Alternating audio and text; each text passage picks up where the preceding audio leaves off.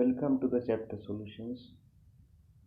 Dear students, आज हम depression in freezing point ये पढ़ने वाले हैं। तो डिप्रेशन का मतलब होता है कि कमी लाना, फ्रीजिंग पॉइंट को कम करना। ठीक है, तो इसको समझने के लिए हम पहले बहुत ही एक इंटरेस्टिंग एग्जाम्पल देखेंगे जो आपको स्क्रीन पर नज़र आ रही है। तो यहाँ पर आपको दो फ्लास्क नज़र आ रहे हैं, फ्लास्क ए और फ्लास्क बी। फ्लास्क ए में वाटर है और जाहिर सी बात है कि वो लिक्विड स्टेट में है वाटर, और फ्लास्क बी में आइस है और ये सॉलिड स्टेट में है। तो ये वाटर के दो फॉर्म्स आपको नज़र आ रहे हैं, यानी कि सेम सब्सटेंस है, सब्सटेंस का नाम वाटर है, लेकिन उसके दो अलग अलग स्टेट है। फ्लास्क ए में लिक्विड स्टेट है और फ्लास्क बी में सॉलिड स्टेट है। ओके, तो मैं एक क्वेश्चन आपको इस पर पूछना चाहूँगा, ध्यान से सुनिए मेरा क्वेश्चन क्या रहेगा। कौन से फ्लास्क में मौजूद सब्सटेंस का टेम्परेचर कम रहेगा?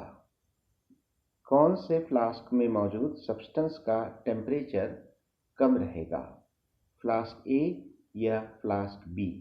आपका आंसर बोलिए।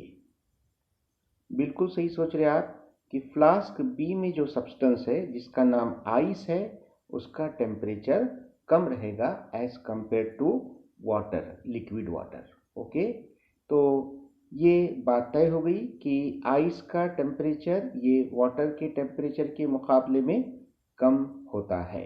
ठीक है, तो अब हमको यहाँ पर कुछ चीज़ें कंसीडर करना पड़ेगी। कंसीडर कीजिए कि आइस का टेम्परेचर कितना रहना चाहिए, बताइए। बिल्कुल सही सोच रहे हैं आप, ये 0 डिग्री सेल्सियस रहना चाहिए।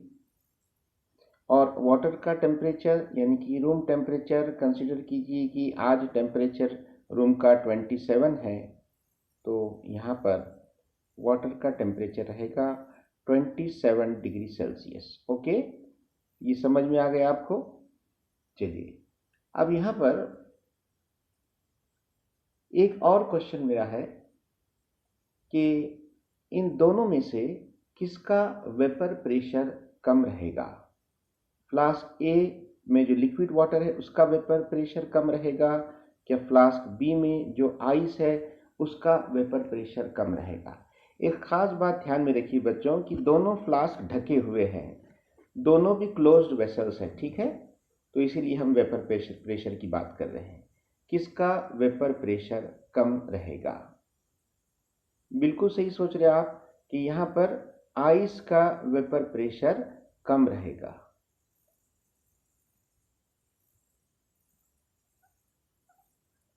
और वाटर का वेपर प्रेशर कैसा रहेगा? ज्यादा रहेगा। ओके, इसको हम यहाँ पर डायग्राम में बता सकते हैं इस तरह से, और आइस में भी बता सकते हैं।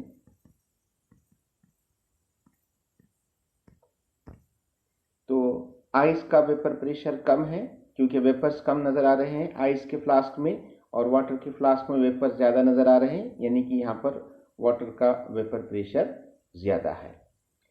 डियर स्टूडेंट, क्या हम टेम्परेचर और वेपर प्रेशर इन दोनों के बीच में क्या रिलेशन है ये हम बता सकते हैं?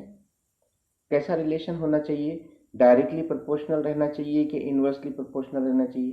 देखो, फ्लास्क ए में, ध्यान से सुनिए, फ्लास्क ए में वाटर है और उसका टेम्परेचर ज़्यादा है, इसलिए उसका वेपर प्रेशर भी ज़्यादा है। ओके, और फ्लास्क बी में आइस का टेम्परेचर कम है, इसलिए उसका वेपर प्रेशर भी कम है। ओके, तो इसका मतलब क्या हुआ बच्चों कि वेपर प्रेशर जब कम रहेगा तो यहाँ पर टेम्परेचर जब कम रहेगा तो वेपर प्रेशर भी कम रहेगा। तो vapour pressure is directly proportional to temperature. तो हम ऐसे लिख सकते हैं कि vapour pressure is directly proportional to temperature. Okay, समझ में आ गया आपको ये? चलिए आगे देखते हैं। अब अगला मेरा ये क्वेश्चन है कि मुझे वाटर को आइस में कन्वर्ट करना है। वाटर को आइस में कन्वर्ट करना है तो मुझे क्या करना पड़ेगा? बोलिए, बिल्कुल सही सोच रहे हैं आप कि वाटर को ठंडा करना पड़ेगा। कितना ठंडा करना पड़ेगा? उसको इतना ठंडा करना पड़ेगा, इतना ठंडा करना पड़ेगा ताकि उसका जो वेपर प्रेशर है वाटर का, ये किसके इक्वल हो जाना चाहिए? आइस के इक्वल हो जाना चाहिए। ओके, तो उस वक्त लिक्विड वाटर ये सॉलिड आइस में कन्वर्ट हो जाएगा। तो सबसे इम्पॉर्टेंट कंडीशन यहाँ पर सामने आ रही है कि अगर मुझे वाटर को आइस में कन्वर्ट करना है तो वाटर को ठंडा करना पड़ेगा, बहुत ज़्यादा ठंडा करना पड़ेगा। और क्यों ठंडा करना पड़ेगा? क्योंकि यहाँ पर मुझे वाटर का वेपर प्रेशर कम करना है। और मुझे वाटर का वेपर प्रेशर कितना कम करना है? मुझे इतना कम करना है, इतना कम करना है ताकि वाटर का वेपर प्रेशर ये आइस के वेपर प्रेशर के इक्वल हो जाए। बात समझ में आ रही है आपको? ठीक है, तो फिर यहाँ पर मुझे फ्रीजिंग पॉइंट की डेफिनेशन तैयार करना है बच्चों। तो ध्यान से सुनिए, ये फ्रीजिंग पॉइंट की डेफिनेशन क्या होनी चाहिए। ठीक है, ध्यान से सुनिए। Temperature at which vapour pressure of liquid becomes equal to solid state of that substance. फिर से एक बार सुनिए और आपके नोटबुक में लिख लीजिए इसको। Temperature at which vapour pressure of liquid becomes equal to solid state of that substance। तो ये of that substance यानी यहाँ पर हम वाटर की बात कर रहे हैं। वाटर के दो स्टेट नजर आ रहे हैं, लिक्विड और सॉलिड स्टेट। तो यहाँ पर ऐसा टेम्परेचर जिस टेम्परेचर पर लिक्विड वाटर और सॉलिड आइस इन दोनों का टेम्परेचर सेम हो जाएगा। ठीक है, लिक्विड का वेपर प्रेशर कम होकर वो कितना हो जाएगा? आइस के वेपर प्रेशर के इक्वल हो जाएगा। तो उस टेम्परेचर को हम क्या बोल रहे हैं? Freezing point. कहने का मतलब एट फ्रीजिंग पॉइंट हम ये कह सकते हैं कि फ्रीजिंग पॉइंट पर क्या होता है। ध्यान से सुनिए कि लिक्विड और सॉलिड दोनों भी फेज इक्विलिब्रियम में मौजूद होते हैं। Liquid and solid phase are present in equilibrium. इसका क्या मतलब है बच्चों कि यहाँ पर दोनों भी स्टेट, लिक्विड और सॉलिड दोनों भी एक साथ मौजूद है फ्रीजिंग पॉइंट पर। इसको मैं और अच्छा आपको समझाने की कोशिश करूंगा कि फर्ज कीजिए कि फ्लास्क में 100 मॉलिक्यूल्स है वाटर के। तो 100 मॉलिक्यूल्स में से 50 मॉलिक्यूल ये आइस में कन्वर्ट हो चुके हैं और 50 मॉलिक्यूल अभी लिक्विड स्टेट में बाकी है। तो 50 को अभी आइस में कन्वर्ट होना बाकी है और 50 मॉलिक्यूल ऑलरेडी आइस में कन्वर्ट हो चुके हैं। तो इस स्टेज को हम क्या बोलेंगे? Equilibrium stage. समझ में आ रहा है आपको ये बात? ओके, तो हम ये कह सकते हैं कि at freezing point liquid and solid phase are present in equilibrium. Both liquid and solid coexist, यानी एक साथ दोनों भी मौजूद है। ओके, तो अब फ्रीजिंग पॉइंट एक्चुअली क्या होता है कि एट फ्रीजिंग पॉइंट लिक्विड जो है ये फ्रीजिंग उसकी स्टार्ट हुई है, उसकी फ्रीजिंग स्टार्ट हुई है और वो सॉलिड में कन्वर्ट हो रहा है। ठीक है, यानी यहाँ पर प्रेजेंट कंटिन्यूअस टेंस फ्रीजिंग की प्रोसेस शुरू हो चुकी है और आइस बनना शुरू हो चुका है। इसी को हम बोल रहे हैं कि फ्रीजिंग पॉइंट। तो फ्रीजिंग पॉइंट की और एक डेफिनेशन हम तैयार कर सकते हैं। बहुत ही इंपॉर्टेंट डेफिनेशन सामने निकल कर आ रही है, सुनिए ध्यान से। The temperature at which liquid and solid are in equilibrium. फिर से सुनिए, the temperature at which liquid and solid are in equilibrium and both phases are having same vapour pressure. Both phases are having same vapour pressure. समझ में आ गया आपको? यहाँ पर liquid और सॉलिड यानी कि वाटर, लिक्विड वाटर और सॉलिड आइस दोनों का वेपर प्रेशर सेम रहेगा। ठीक है, तो अब यहाँ पर हमको बहुत ही इंपॉर्टेंट चीज़ सीखने को मिली है कि अगर आपको वाटर को आइस में कन्वर्ट करना है तो आपको वाटर को ठंडा करना पड़ेगा, वाटर का टेम्परेचर कम करना पड़ेगा, वाटर का वेपर प्रेशर कम करना पड़ेगा। और उसका वेपर प्रेशर आपको कितना कम करना पड़ेगा, उसको इतना कम करना पड़ेगा ताकि वो आइस यानी कि सॉलिड स्टेट के वेपर प्रेशर के इक्वल हो जाए। ठीक है, चलिए आगे देखते हैं। आपको दो फ्लास्क नजर आ रहे हैं, फ्लास्क ए और फ्लास्क बी।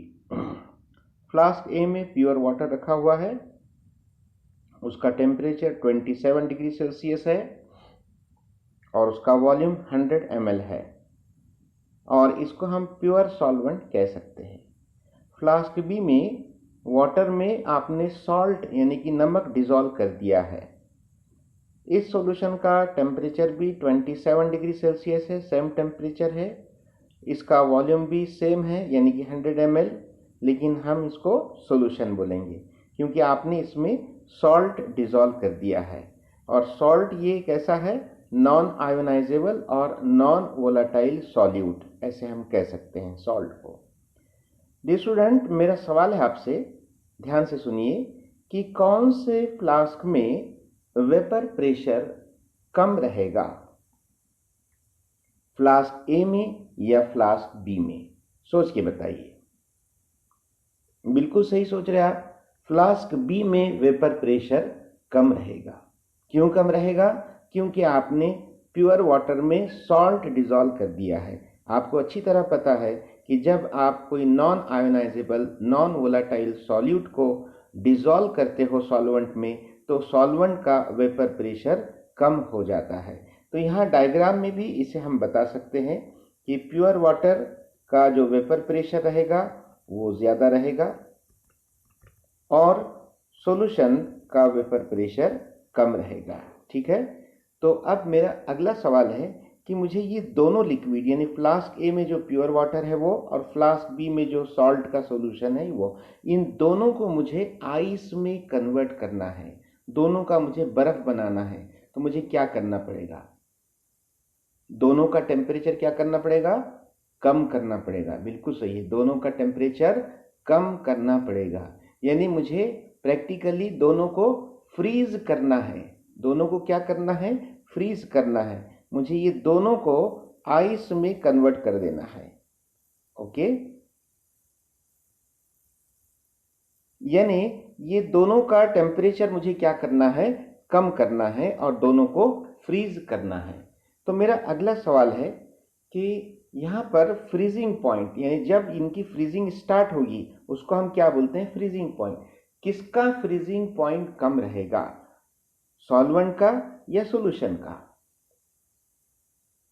बिल्कुल सही सोच रहे हैं आप, यहाँ पर सॉल्यूशन का फ्रीजिंग पॉइंट कम रहेगा। ओके, इसका फ्रीजिंग पॉइंट कम रहेगा सॉल्यूशन का, और प्योर वाटर का फ्रीजिंग पॉइंट ज्यादा रहेगा। ओके, अब सवाल ये पैदा हो रहा है कि ऐसा क्यों हो रहा है? सॉल्यूशन का वेपर प्रेशर, सॉल्यूशन का फ्रीजिंग पॉइंट ये कम क्यों है और प्योर सॉल्वेंट का फ्रीजिंग पॉइंट ज्यादा क्यों है? इसका क्या रीजन है?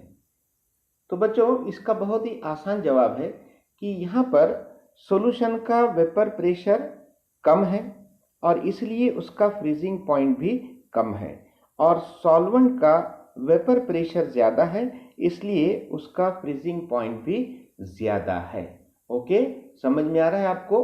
तो फिर यहाँ पर हम ये कह सकते हैं कि सॉल्वेंट का जो फ्रीजिंग पॉइंट है, सपोज उसको हम कंसिडर करते हैं TF0, प्योर सॉल्वेंट इसलिए 0, F का मतलब फ्रीजिंग, और सॉल्यूशन का जो फ्रीजिंग पॉइंट है सपोज TF ऐसे लिख देते हैं।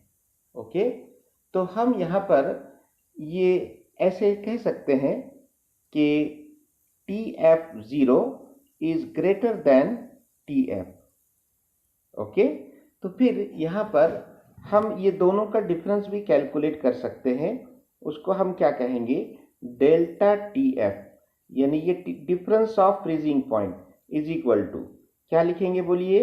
TF0 माइनस TF लिखेंगे क्या TF माइनस TF0 लिखेंगे? कौन सा सही है? बड़ी कीमत कौन सी है बताइए? TF0 बड़ी है ना, तो वो पहले लिखेंगे TF0 माइनस TF। ओके, ये लिखिए। तो यहां पर अब डेल्टा TF, ये डेल्टा TF को हम क्या बोलेंगे? Freezing point depression. Freezing point depression. Okay, यही है फ्रीजिंग पॉइंट डिप्रेशन।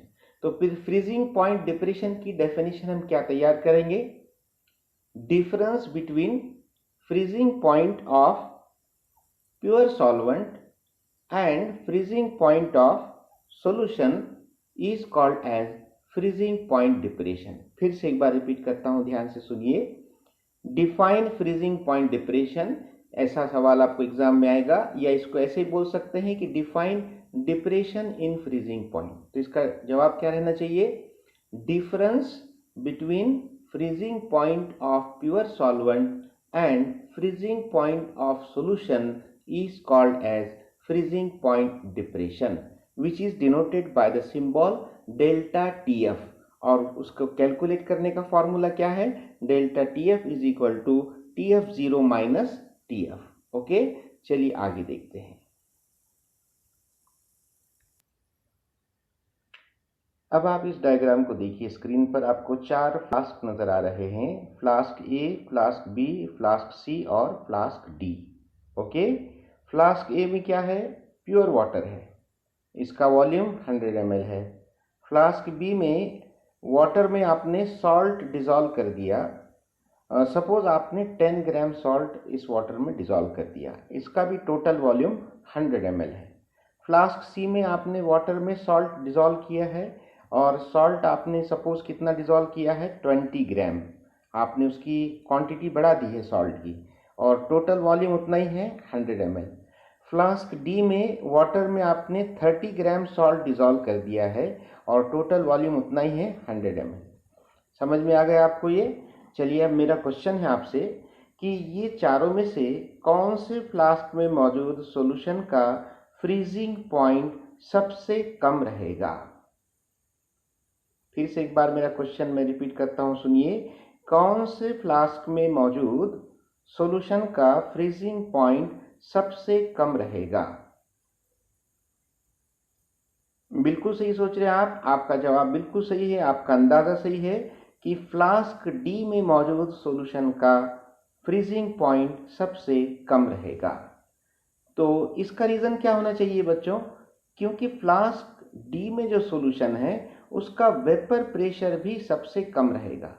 ओके, तो यहां पर हम ये कह सकते हैं कि अगर वेपर प्रेशर का हम ऑर्डर देखेंगे चारों फ्लास्क का, तो सबसे ज्यादा वेपर प्रेशर कहां पर होना चाहिए?